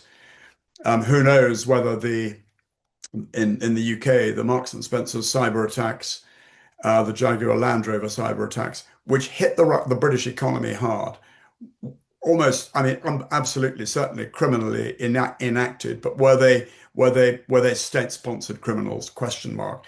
If not, you can be absolutely sure that Russia, and indeed China, and to a certain extent Iran too, but Russia particularly, because that is the existential threat, will have seen the impact of that on the British economy, and we should be in no illusions that they will be planning, they will take a leaf out of that book and be planning more such attacks against corporate entities in 2026 and in the future.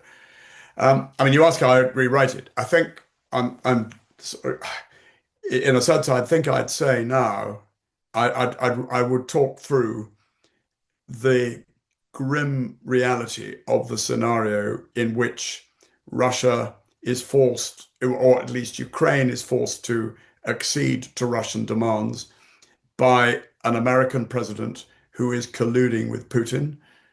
In 2015, we were absolutely certain that America stood foursquare behind the alliance. That is no longer the case. So a scenario in which Ukraine is forced to capitulate, a scenario in which Putin regenerates his armed forces and bears down again on Ukraine to achieve the full extent of his aims, i.e. a neutralized rump state with a Russian backed leader in Kiev. So Ukraine turned into a client state along the lines of Belarus. The four provinces which the Russians have failed to capture militarily in the last 4 years, presented to them on a plate by Trump, effectively.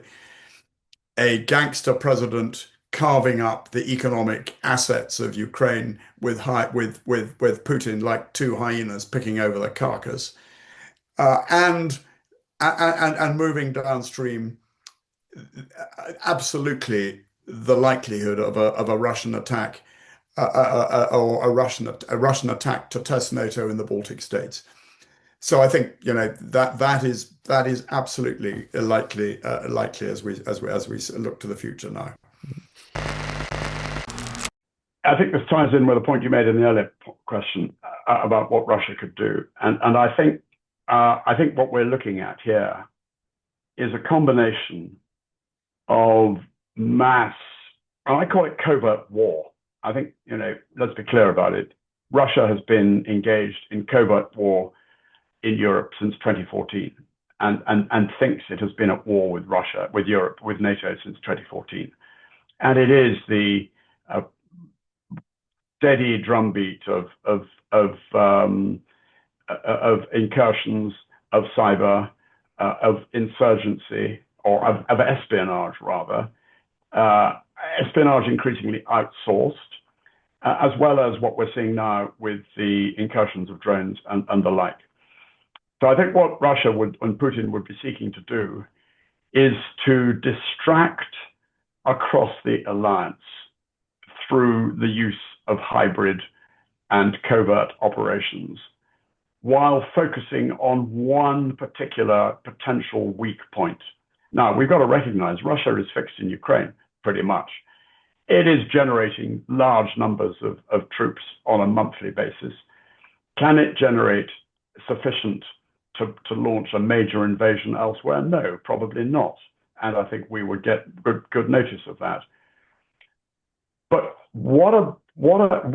to me, if I was Putin, what I would be trying to do, and we've got to think enemy here.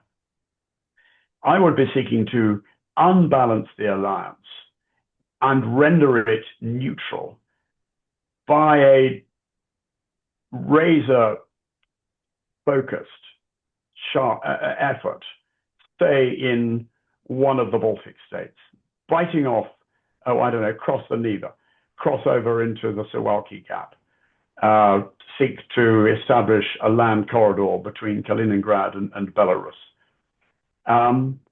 What is NATO going to do? If I grab, having destabilized sufficiently on a mass scale across the European members of NATO, forcing them to look to themselves and to distract them. If I make a grab, it's high risk, of course it is. But actually, what is NATO going to do to respond? Is NATO, they've got the enhanced forward battle groups in those three countries of the Baltic states.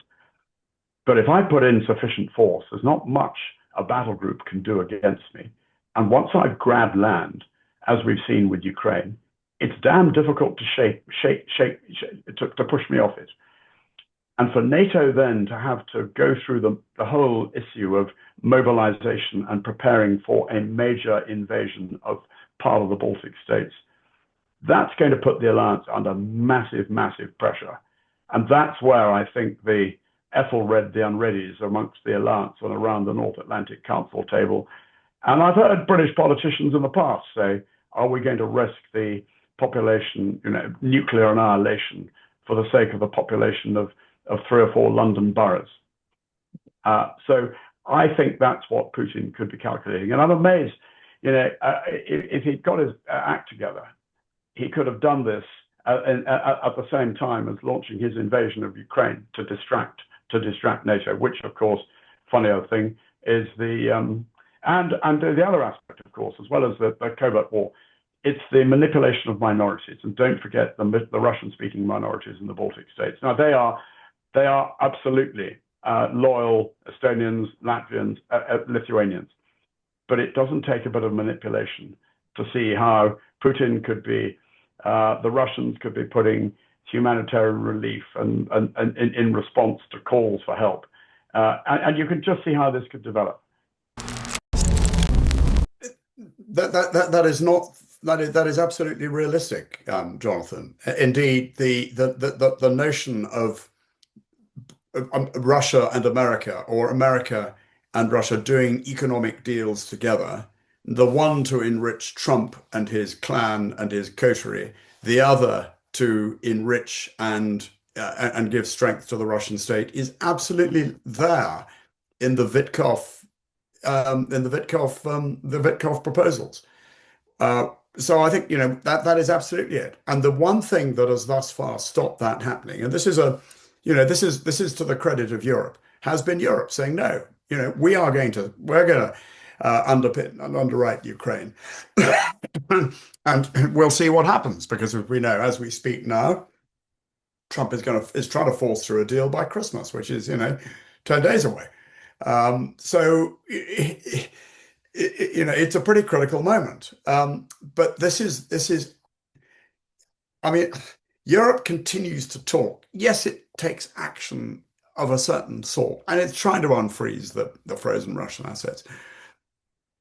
But until European leaders are clear-eyed and realistic about the threat that Europe faces, then I fear for the future. Now, as we speak, yesterday, Mark Rutte said, Europe must prepare for war. And that is, finally, we've had it said. Finally, we've had it said. But where are other European leaders saying, yes, absolutely? And not only that, instead of 5% by 2035 in 10 years' time, we're going to ramp it up now. Well, we know the Poles, the Estonia, Latvia, Lithuania, the Finns, they are doing so. They're putting their money where their mouth is. But what about Starmer? What about Macron? Merz, yes, the Germans are investing significantly. But looked at the local scene here in the UK. We had the budget the other day.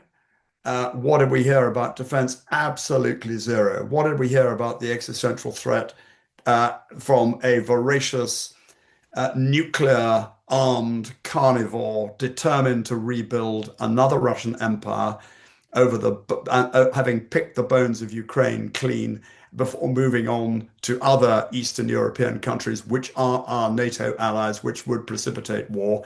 Nothing. We hear about taxation and more money being shoveled into the sort of the welfare pit, the bloated welfare budget, instead of without any sense of the real nature of what we face. I think that's right. I mean, clearly there would need to be some form of offensive operation to make a land grab. But if you start through infiltration, special forces, manipulation of minorities, you don't need to have grabbed a great deal of territory for me, Putin, to say, I've now got it. What are you going to do about it? And then the defensive piece comes in. And this is, again, as you say, with expert drone operators, defense becomes much more difficult to penetrate for NATO. Yeah, I'm spending 38% of GDP on defense or on military capability. Probably higher. I mean, with the off-books kind of investments that they seem to have made.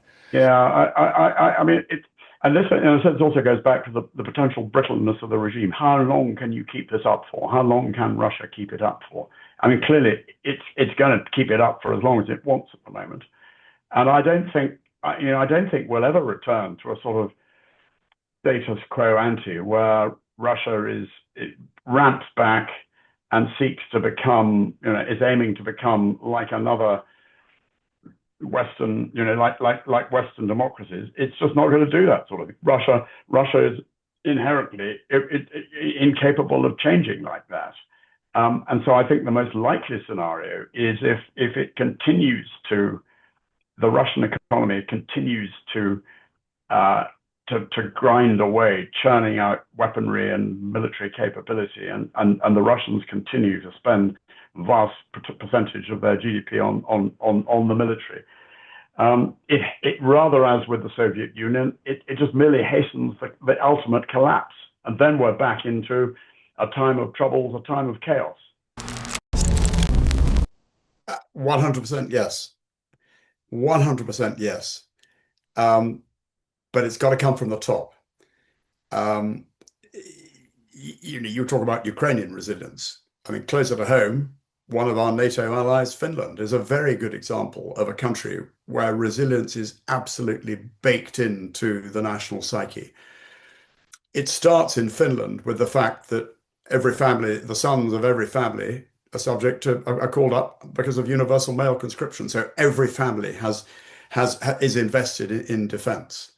At the top end, the Finns run regular national defense courses, 3.5 week course, which brings together business, utilities, the health service, education, the military, all the fabric, the leaders of the fabric of Finnish society, and puts them through a series of wargaming scenarios in order to build their resilience. And then you have this alumni network that goes out and continues, and they all know each other as a result of that. So the Finns have baked in resilience as well. We haven't begun in this country. We had it. I mean, I'm old enough to remember the Cold War. There was a degree of resilience. There was home defense. There were major exercises where home defense was regularly practiced, as well as the reinforcement exercises for the British Army of the Rhine, for example. And we need to be dusting off these government war books and looking at how we can mobilize the economy for war, how we do civil defense, and how we build resilience. But it starts with, again, I've said it earlier, it starts with the Prime Minister going on national TV, looking the nation in the face and saying, we face an existential threat. Mark Rutte, the Defense Secretary, was right. We need to prepare for war. We are not preparing for war in order to fight war. We are preparing for war in order to deter war. And the only way you deter war is if you are ready for war, the worst case. And this is going to require a change of mindset. It's going to require changing the way we teach and educate. It's going to change the way we look at our economy. And there are going to have to be sacrifices. You may not be able to give your child a new bicycle for Christmas in a year's time, because that bike factory may have been converted into a drone factory, because we need to build up our armed forces. And if it's not a case of warfare or welfare, which is this ridiculous catchphrase that the media bandy about, it's a case of welfare or losing the lot. In other words, it's a case of defending ourselves, defending the ability to operate as a society, defending our people, or losing the lot. It's a binary choice. So it is fundamental that we start building resilience. And more broadly speaking, every company needs to be thinking about its own resilience. The assumption that the same sort of supply chains that operated in a global context, which have done us so well, are no longer the case. What happens if you are subjected to a catastrophic cyber attack, as happened with Jaguar Land Rover earlier this year? It may or may not have been, it was almost certainly criminally inspired and criminally directed, but it's absolutely out of the Kremlin playbook. And if I was sitting in the Kremlin, I'd say, well, if I can take down a few major British companies with cyber attacks, the impact on the British economy will be catastrophic.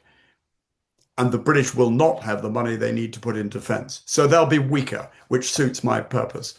And so it is incumbent, I think, on every company to think through its crisis management policies, procedures, and then to practice them and to bring in people to help them hone themselves. And if nothing else, to develop the intellectual muscle memory to cope with the unexpected crisis when it happens.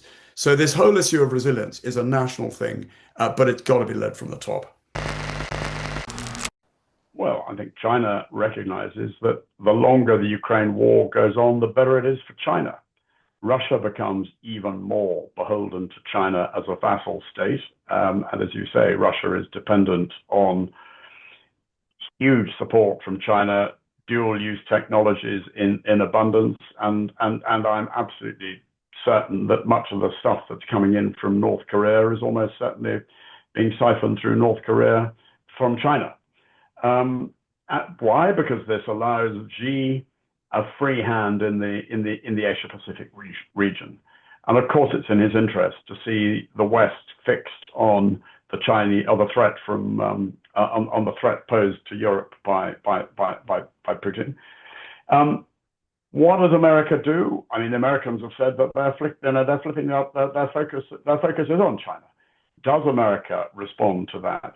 My personal view is I think Trump sees the world as going back to that Gilray cartoon of the early of the Napoleonic War, where you see Pitt and Napoleon carving up the map of Europe, the plum pudding. I think he sees the world, the globe, being carved up between Xi, Putin, and himself, Trump. And I suspect that he would be prepared to give Xi a free hand in Asia Pacific, Putin a free hand in Asia, in Eastern Europe, while he focuses on building up a North American empire. I don't, but I think what all this leads to is the potential for real surprise in the Asia Pacific region, which could be massively globally destabilizing if and when Xi makes a grab on Taiwan.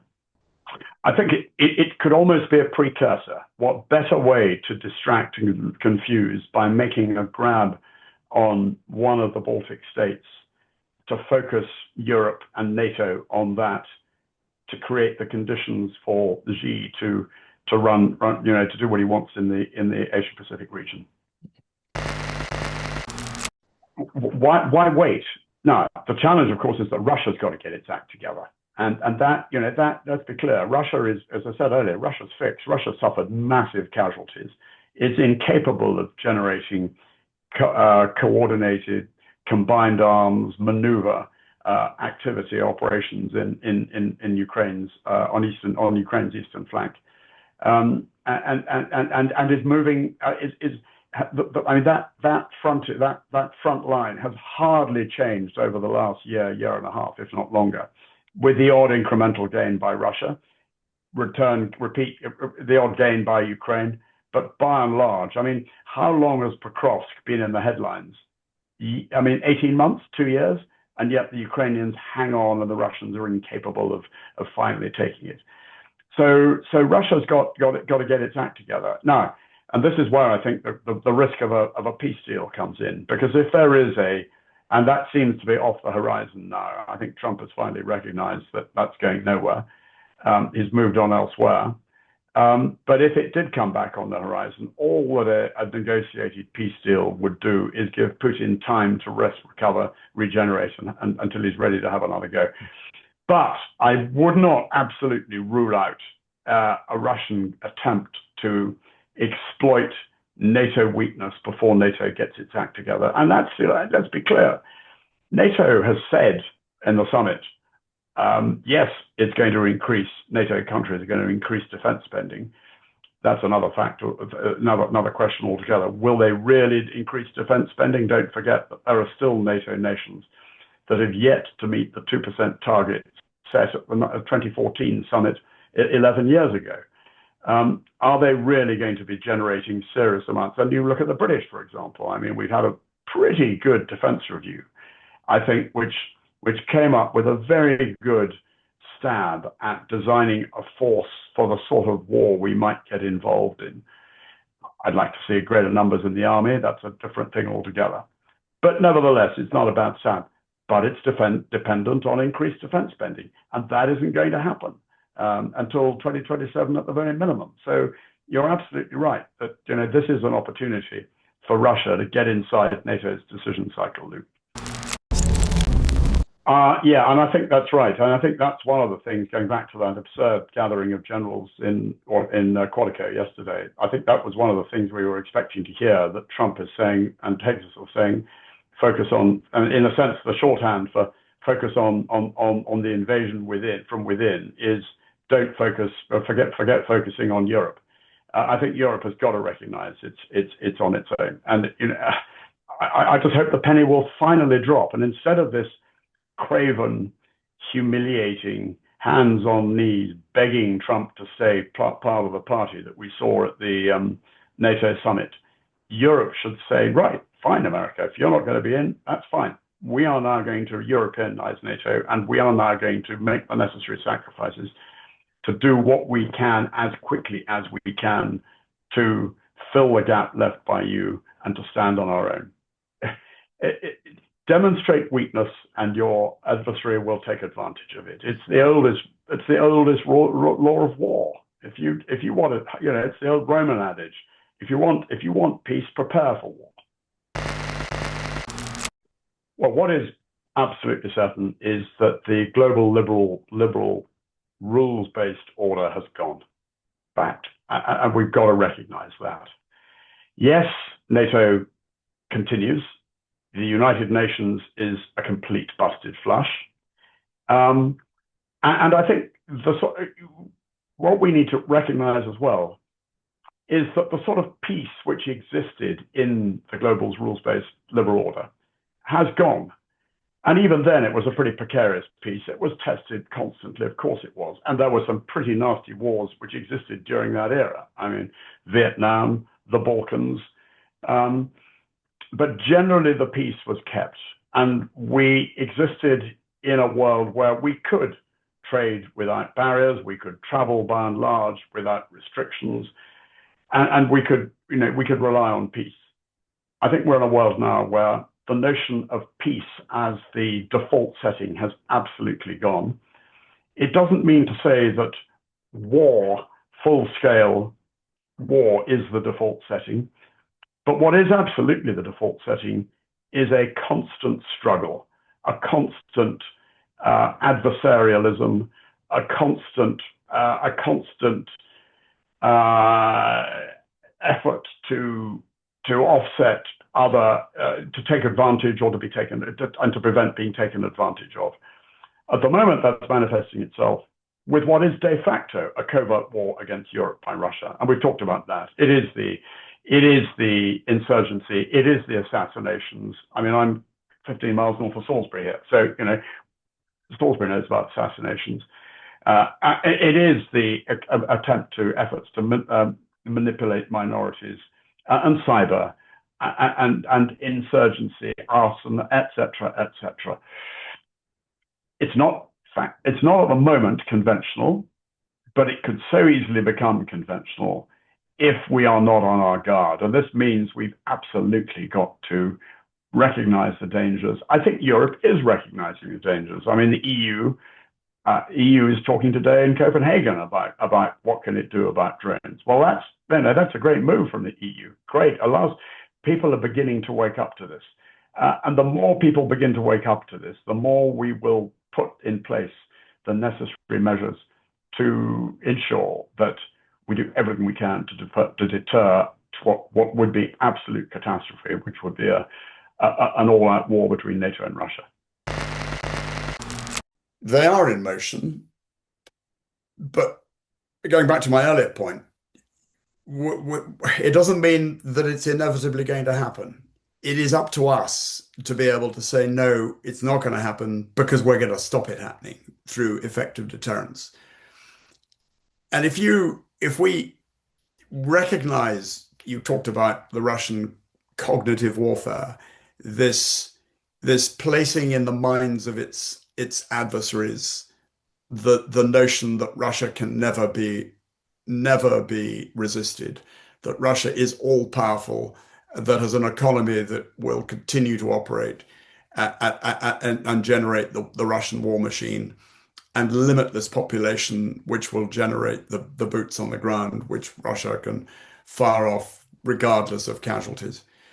And if we do not take counsel of our fears, but get a grip ourselves and recognize that we've got to do what we've got to do, then we can stop it. But no, I think the worst case is that we come to the end of 2025 with Ukraine in danger. I mean, Ukraine resisting heroically, but it's been bled white. It's suffered massive casualties. The money is running out.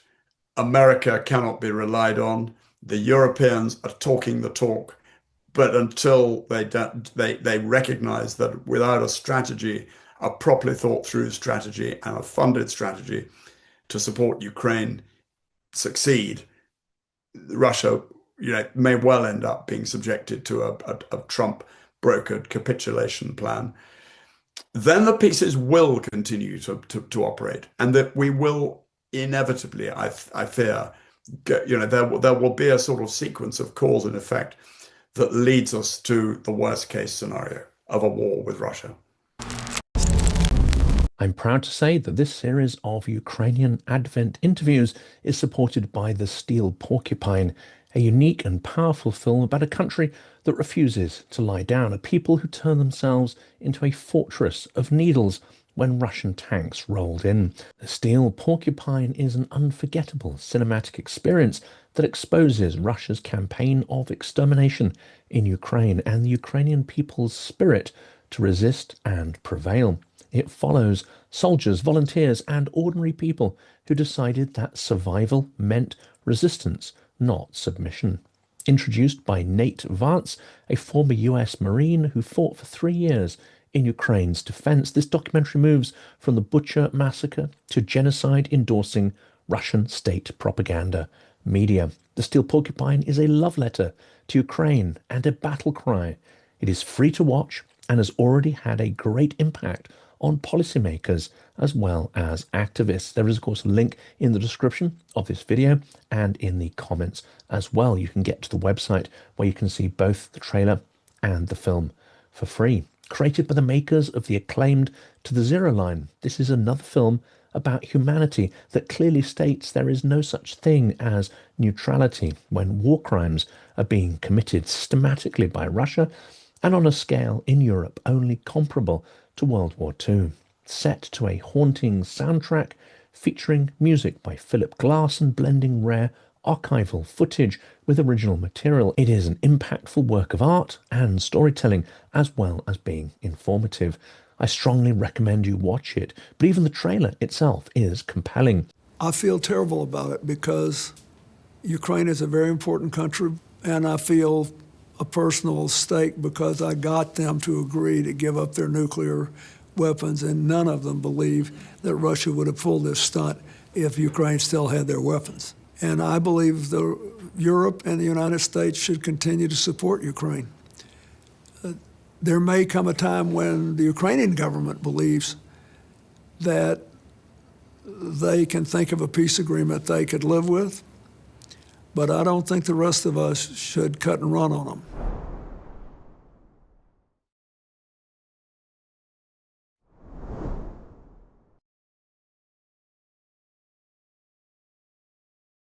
Ukrainian people and the Ukrainian military have been underestimated for a period of several years now. And ultimately, I'm convinced from my reflections in observing from an intelligence standpoint that they will fight with their bare hands if they have to, if they don't have terms that are acceptable to an enduring peace. So this is a design for a 3D printed drone frame. The engines are mounted here. The drone motors are mounted here and here and here. What I can do is export these shapes into the slicer.